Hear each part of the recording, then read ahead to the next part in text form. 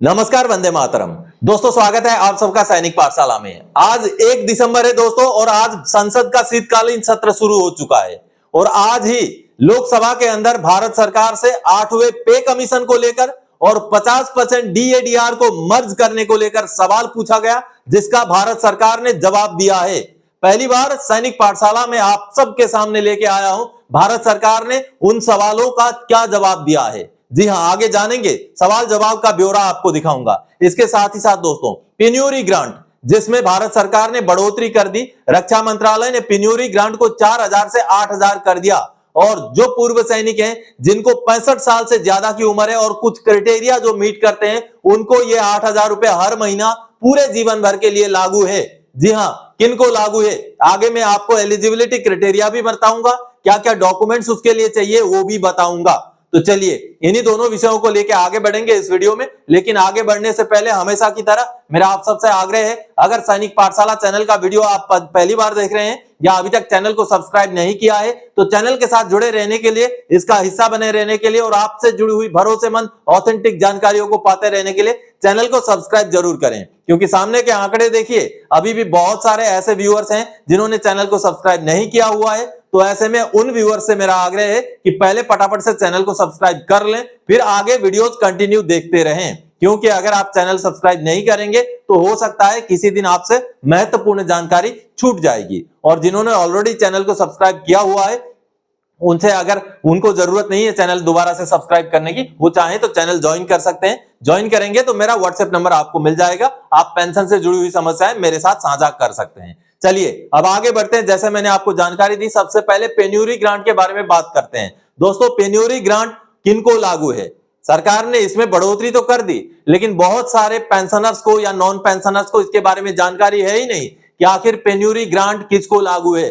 दोस्तों, पेन्योरी शब्द का अर्थ होता है दरिद्रता, यानी कि जैसे इसका नाम है वैसे ही उनके लिए लागू है जो नॉन पेंशनर हैं। तो चलिए इसके एलिजिबिलिटी क्या है उसको समझते हैं। दोस्तों, सबसे पहले तो देखिए ये पेन्योरी ग्रांट होता क्या है, कब शुरू किया गया था, उसका डिटेल्स आप देख पा रहे हैं। इसको 1981 में शुरू किया गया था। शुरू में इसको हर महीना 100 रुपए करके शुरू किया गया था और मैक्सिमम 2 साल तक ही इसको दिया जाता था। लेकिन अब ये बीच बीच में बढ़ बढ़ करके अभी के डेट में इसका जो रेट है वो 8000 रुपए हर पेंशनर का हो गया है। और ये लाइफ टाइम के लिए मिलता है। दोस्तों, अभी जो रेट बढ़ाया गया ये लाइफ टाइम के लिए और हर महीने का 8000 रुपए पेन्योरी ग्रांट कर दिया गया है। इसका एलिजिबिलिटी कंडीशन समझ लीजिए, यानी कि किसको किसको ये पेन्योरी ग्रांट लागू है वो समझ लीजिए। सबसे पहले must be a non pensioner ex serviceman और हिज विडो, यानी कि ऐसे एक्स सर्विसमैन होने चाहिए जिनको पेंशन नहीं मिलता है या उनकी विधवा होनी चाहिए।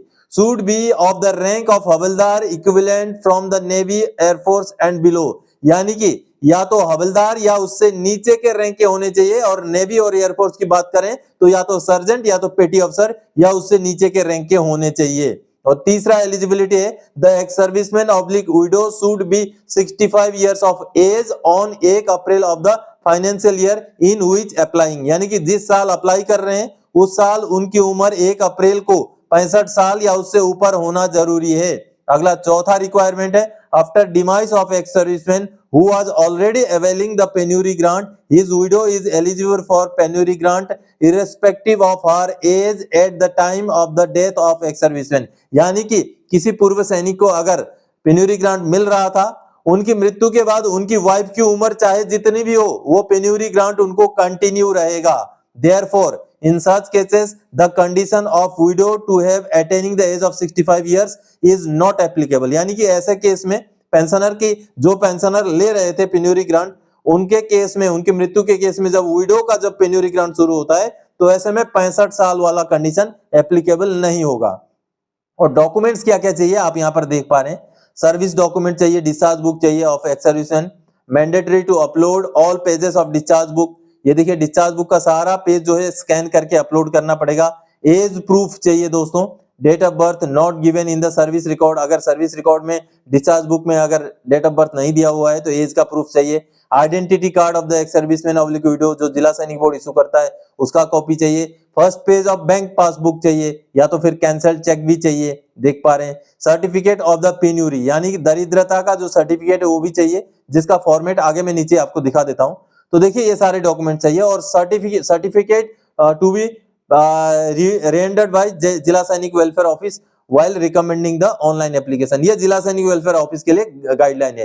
तो मूल अगर आपको बता दूं तो 65 साल या उससे ऊपर की उम्र होनी जरूरी है, एक नॉन पेंशनर होने जरूरी है और दोस्तों हवलदार या उससे नीचे के रैंक के ही को पेन्योरी ग्रांट लागू है। अब देखिए जो सर्टिफिकेट की बात कही थी वो सर्टिफिकेट में दिखाता हूं।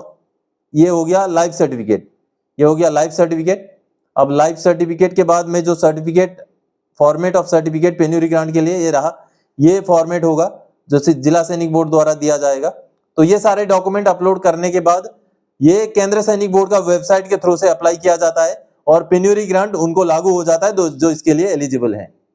तो अगर आप भी किसी ऐसे नॉन पेंशनर को जानते हैं या आप खुद भी ऐसे नॉन पेंशनर हैं जिनको कोई पेंशन नहीं मिलता है और आपकी उम्र 65 साल से ऊपर हो गई है, तो आप तुरंत ही जिला सैनिक बोर्ड के थ्रू से पेन्योरी ग्रांट के लिए अप्लाई कर दीजिए। आप थोड़े से जानकार रहें तो केंद्र सैनिक बोर्ड के वेबसाइट पे खुद ही रजिस्ट्रेशन करके खुद ही अप्लाई भी कर सकते हैं, कोई बहुत मुश्किल की बात नहीं है। चलिए अब अभी भारत सरकार ने लोकसभा के अंदर जो पूछे गए सवाल का जवाब दिया है, जिसमें से दो बड़े सवाल थे। क्या भारत सरकार ने 8वें पे कमीशन को लागू कर दिया है, उसको लेकर के सवाल था। उसके साथ ही साथ सवाल था कि क्या भारत सरकार 50% डीएडीआर को बेसिक में मर्ज करेगी। तो उसका सवाल का जवाब वित्त मंत्रालय से आज ही लोकसभा के अंदर से निकल के आया है, जो बड़ी ब्रेकिंग न्यूज है। चलिए हम आपको दिखाते हैं कि भारत सरकार ने आखिर किस तरीके का जवाब दिया है।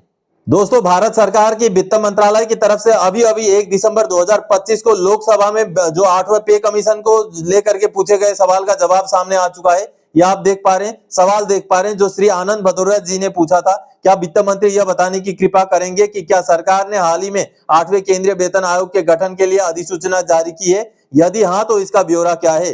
क्या सरकार उन सरकारी कर्मचारियों पेंशनर्स को तुरंत राहत प्रदान करने के लिए मौजूदा डीएडीआर को मूल वेतन में मिलाने का विचार कर रही है, जो पिछले 30 सालों से बहुत ज्यादा महंगाई का सामना कर रहे हैं, क्योंकि इन कर्मचारियों को दिया गया डीएडीआर वास्तविक समय खुदरा महंगाई के हिसाब से नहीं है।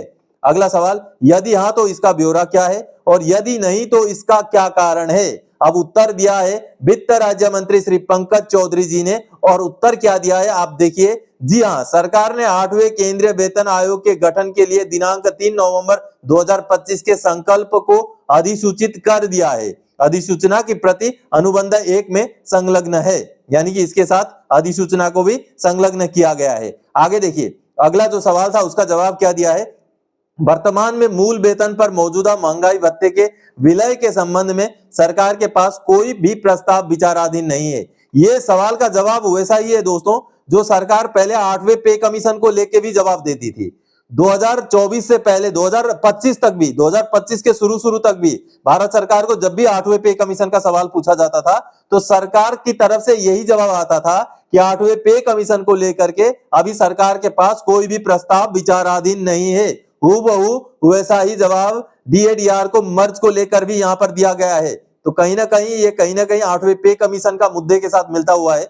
जीवन निर्वाह की लागत के समायोजन तथा मुद्रास्फीति के कारण वास्तविक मूल्य में गिरावट से मूल वेतन अब्लिक पेंशन को सुरक्षित रखने हेतु महंगाई भत्ते महंगाई राहत को श्रम ब्यूरो श्रम एवं रोजगार मंत्रालय द्वारा औद्योगिक श्रमिकों यानी कि AICPI के जो IW के लिए अखिल भारतीय उपभोक्ता मूल्य सूचकांक के आधार पर प्रत्येक 6 माह में समय समय पर संशोधित किया जाता है। यानी कि जवाब गोलमोल है, लेकिन कहीं ना कहीं भारत सरकार ने वैसा ही जवाब दिया है जैसा 8वें पे कमीशन को लेकर पहले भारत सरकार जवाब दिया करती थी। और देखिए जो गैजेट है उसका भी कॉपी को यहाँ पर उन्होंने अटैच कर दिया है इस जवाब के साथ।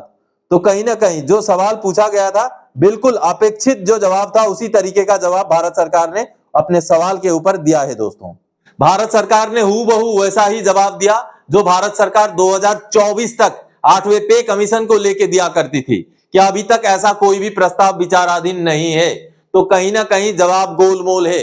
अब पेंशनर को लेकर के क्या पेंशनर को 8वां पे कमीशन का फायदा मिलेगा या नहीं मिलेगा, उसको लेकर के राज्यसभा में आज सवाल जवाब होने हैं। जैसे ही इसका अपडेट आएगा उसका अपडेट भी आप सबके सामने लेके आऊंगा। तो दोस्तों आज के इस वीडियो में इसी जानकारी के साथ आया था। आगे और कोई जानकारीदायक आपसे सरोकार रखने वाला विषय लेके मैं फिर से हाजिर हो जाऊंगा। तब तक के लिए जय हिंद दोस्तों।